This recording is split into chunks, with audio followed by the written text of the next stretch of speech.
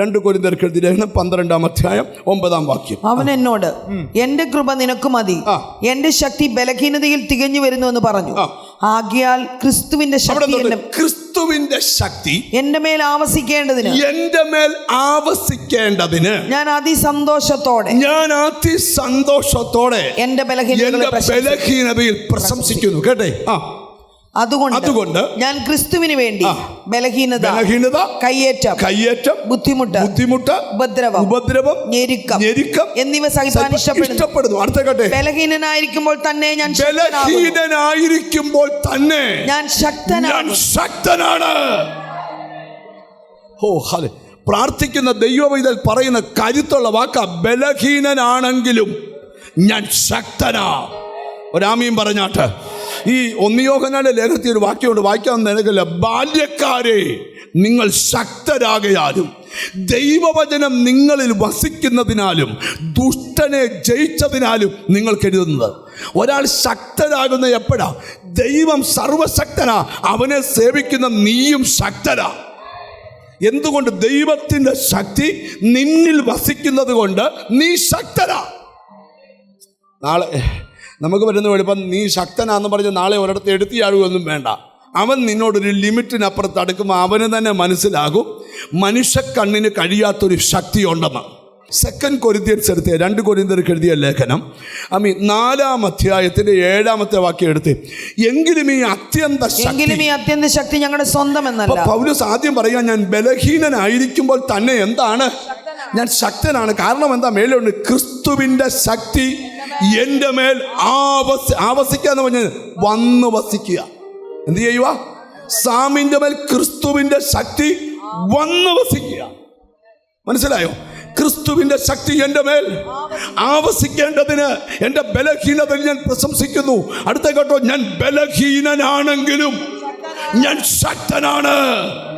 നിന്നെ ചിലർ പേടിപ്പിക്കാൻ വന്നപ്പോൾ നീ പ്രാർത്ഥിക്കാൻ അകത്ത് കയറി, അവർ വിചാരിച്ച് പേടിച്ചു പോയെന്ന. പക്ഷേ ഇച്ചിരൂടെ അടുത്തപ്പോൾ മനസ്സിലായി അടുക്കാൻ പറ്റുകയില്ല. പ്രാർത്ഥിക്കുന്ന മൊർദെഖായിക്ക് നേരെ ഹാമാൻ കഴുകുമര ഉണ്ടാക്കിയപ്പോൾ അവൻ ഓർത്തത് തീർക്കാമെന്ന. പക്ഷേ അടുത്തപ്പോഴാ മനസ്സിലായത് തീർക്കാൻ ഇറങ്ങരുത്, നീ തീർന്നു പോവും. മനസ്സിലായോ? നിങ്ങൾക്ക് മനസ്സിലായോ? നിനക്ക് മുമ്പിൽ പലരും തോക്കാൻ കാരണം നിന്റെ കഴിവല്ല, നിന്റെ മേൽ വ്യാപരിക്കുന്ന ശക്തിയാ. നിങ്ങൾ ശ്രദ്ധിക്കേ, പൗലോസ് പറയാ ഈ ശക്തി എന്താണ്? അത്യന്ത ശക്തി. അത്യന്ത ശക്തി എന്താ ഈ ശക്തിയുടെ പേര്? അത്യന്ത ശക്തി. അടുത്തിരിക്കുന്ന തൊട്ട് അത്യന്ത ശക്തി. സമയ കൈത അത്യന്ത ശക്തി. എന്താ ശക്തിയാ? അത്യന്ത ശക്തി. ശ്രദ്ധിക്കണം, ഈ അത്യന്ത ശക്തി ഞങ്ങളുടെ സ്വന്തമെന്നല്ല.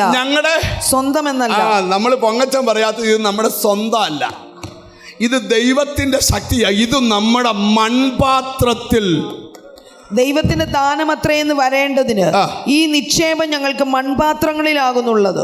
ഈ നിക്ഷേപം ഇനി ഇതാ പ്രസംഗിക്കാൻ വന്ന സത്യത്തില്, പക്ഷെ ഞാൻ നിർത്തുവാ.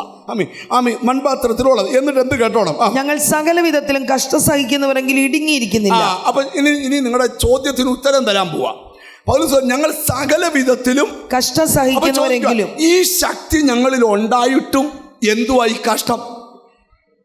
പക്ഷെ കഷ്ടമുണ്ടെങ്കിൽ പൗലോസ് പറയാം, ഞങ്ങൾ എന്ത് ചെയ്യുന്നില്ല? ഇടുങ്ങിയിരിക്കുന്നില്ല. ബുദ്ധിമുട്ടുന്നവരെങ്കിലും നിരാശപ്പെടുന്നില്ല. ഞങ്ങൾക്ക് ഒത്തിരി ബുദ്ധിമുട്ടുണ്ട്, പക്ഷെ ഞങ്ങൾക്ക് എന്തില്ല?